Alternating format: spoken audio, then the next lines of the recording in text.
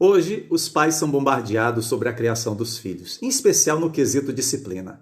Pedagogos, médicos, psicólogos e outros especialistas têm tantas listas de conselhos e orientações que deixam a impressão de que nós, pais, não sabemos absolutamente nada sobre como criar nossos filhos. Com certeza, todos nós podemos recorrer à ajuda de bons profissionais, mas os pais cristãos não devem ser intimidados a ponto de renunciar à responsabilidade que lhes foi dada por Deus de guiar seus filhos. Estamos em mais uma pergunta da série Passagens Polêmicas e esperamos que os ensinos ministrados nessa e nas outras séries disponíveis em nosso canal possam ajudá-lo a concluir que a Bíblia não tem erros, dificuldades sim. Como de costume, fica o convite para você inscrever-se em nosso canal, pr.alexaraújo, acionar o sininho para receber novas postagens, deixar seu like e comentário e compartilhar esse vídeo com seus amigos. Nossa pergunta: é correto culpar os pais pelos erros dos filhos? Em Provérbios 22, versículo 6, nos é declarado que ao ensinarmos a criança no caminho em que deve andar, quando for velha, não se desviará dele. E para confirmar esse versículo, temos alguns exemplos na Bíblia de pais que foram negligentes no ensino e na disciplina de seus filhos. Um dos exemplos mais proeminentes da Bíblia de pais negligentes é ilustrado em 1 Samuel, capítulos 2 e 3. Este relato é único em sua aplicação aos cristãos, porque gira em torno de um homem que conhecia o Senhor, mas se curvou aos pecados de seus filhos adultos e caiu sob o julgamento de Deus por causa disso. O Senhor enviou um profeta para repreender Eli, o sumo sacerdote, porque ele falhou em disciplinar seus 2 filhos adultos. Eli lançou o alicerce para a destruição de seus filhos por negligenciar a liderança e a instrução pessoal quando eram crianças e estavam dispostos, naquela ocasião, a aprender. Já adultos mostraram-se rebeldes e levianos.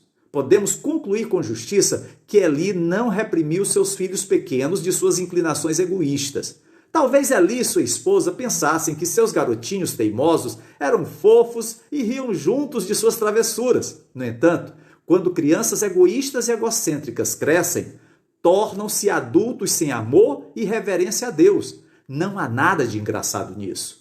Deus não ficou satisfeito com as fracas advertências verbais de Eli a seus filhos. Ele esperava mais. Mesmo depois de receber a repreensão do profeta, Eli permaneceu passivo. Ele não tomou uma atitude firme contra seus filhos. O comportamento iníquo dos 2 filhos de Eli fez com que muitos israelitas desprezassem as ofertas do Senhor no templo. Eli é um exemplo de muitos pais passivos que não têm coragem e firmeza para impor suas instruções aos filhos. Pais passivos arruinam seus filhos e seu testemunho pessoal por sua hesitação e falta de vontade de discipliná-los. Filhos criados permissivamente aprendem a desprezar a autoridade dos pais e de Deus. Deus responsabiliza os pais pela maneira como criam seus filhos. O relato bíblico de Eli fornece uma advertência clara aos pais modernos contra a passividade quanto à disciplina dos filhos. Outro exemplo que encontramos na Bíblia é o de Davi. As inconsistências de Davi como pai eram vividamente mostradas na maneira como ele lidava com seus filhos e nas consequências para a sua vida, para a vida deles e para o reino de Israel.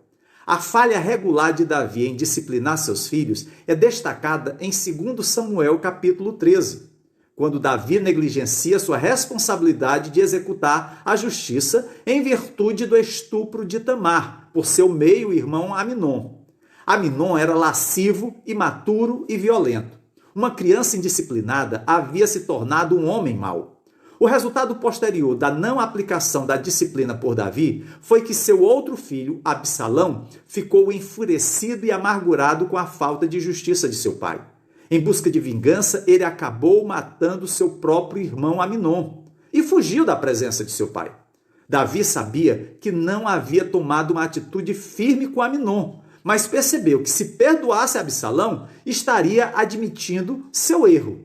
No entanto, ele hesitou novamente e não baniu Absalão completamente. Absalão finalmente voltou à presença do rei e nada foi resolvido. Davi não lidou com o coração de Absalão, então a amargura de seu filho permaneceu. Isso acabou levando à morte de Absalão. Assim como aconteceu com Eli, Davi sabia sobre a maldade de seus filhos, mas sempre negligenciava contê-los e corrigi-los. Os pais devem ensinar seus filhos. Esse é o conselho que encontramos na Bíblia. Pais, não irritem seus filhos. Antes, criem-nos segundo a instrução e o conselho do Senhor. Em outras palavras, os pais devem ensinar, disciplinar com a atitude correta, não sendo rudes ou dominadores de modo a provocar a ira dos filhos. As atitudes e ações egoístas e impacientes de um pai severo podem irritar a criança e o jovem. Porém, pais indulgentes e negligentes, que não disciplinam biblicamente, podem, na verdade, provocar raiva e ressentimento em seus filhos por causa de sua falta de correção amorosa, como no caso de Absalão. Agir cedo evita consequências desastrosas mais tarde. A ação correta não é a abordagem com mão de ferro, nem tampouco a indiferença permissiva que busca se justificar com uma enxurrada de desculpas, mas sim a mão positiva, mais firme, que o amor exige. Talvez você esteja pensando que com os exemplos nada animadores do sacerdote Eli e do rei Davi, eu seja favorável a culpar os pais pelos erros dos filhos. Que Provérbios 22, versículo 6, é uma regra se fizer como Salomão escreveu, que é correto culpar os pais pelos erros dos filhos. Calma, não é bem assim. Deixe-me explicar o que quero dizer com isso. Concordo com o Dr. William Klein e também com o Dr. Craig Blomberg quando dizem que, por natureza, os provérbios não são promessas absolutas de Deus que garantem o resultado prometido se alguém os seguir. Em vez disso, eles apontam padrões de conduta que, se seguidos, oferecem a melhor chance de sucesso. Eles oferecem princípios gerais para uma vida bem-sucedida, em vez de um abrangente código legal para a vida. O que esses dois teólogos estão dizendo é que os provérbios não foram feitos como garantias absolutas quanto ao que dizem. Pelo contrário, eles expressam verdades que nos suprem com conselhos e orientações valiosas para uma vida sábia e que deveriam ser aplicados à nossa vida diariamente. Assim, quando nos é dito, ensina a criança no caminho em que deve andar e quando for velha não se desviará dele, é um princípio geral que permite exceções em casos particulares. De modo geral, é uma verdade que a educação diligente de pais piedosos influencie os filhos a seguirem nessa mesma conduta nos anos seguintes.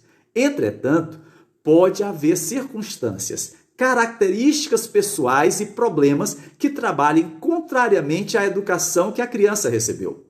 Este provérbio encoraja os pais a que cumpram com diligência suas responsabilidades, confiando o futuro na graça e na soberania de Deus.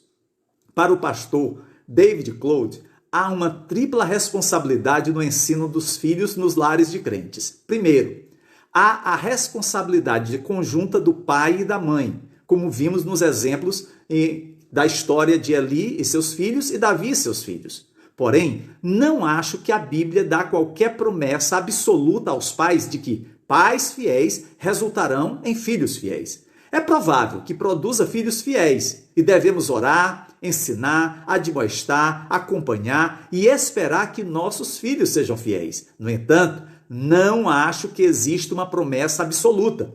Mas além da responsabilidade dos pais, há também a responsabilidade da igreja local, que é a coluna e o fundamento da verdade, conforme está escrito em 1 Timóteo 3, versículo 15. Uma igreja piedosa pode fortalecer os esforços dos pais, tal como uma igreja mundana pode destruir os alicerces lançados no lar. Daí o cuidado que precisamos ter com o ensino da palavra e o acompanhamento de nossas crianças e jovens. Finalmente, há também a responsabilidade do filho de responder ao chamado de Deus e à verdade. Se por um lado é verdade que o que os pais fazem afeta os filhos, também é verdadeiro que nenhum filho pode, diante de Deus, culpar seus pais pela sua rebeldia. O novo nascimento é real para todos, individualmente. O ditado que diz, filho de peixe, peixinho não se aplica para a salvação. A salvação é individual. Cremos como pais na grande responsabilidade que o Senhor colocou em nossas mãos de ensinar nossos filhos. Cremos como igreja na grande responsabilidade de auxiliar os pais no ensino da verdade.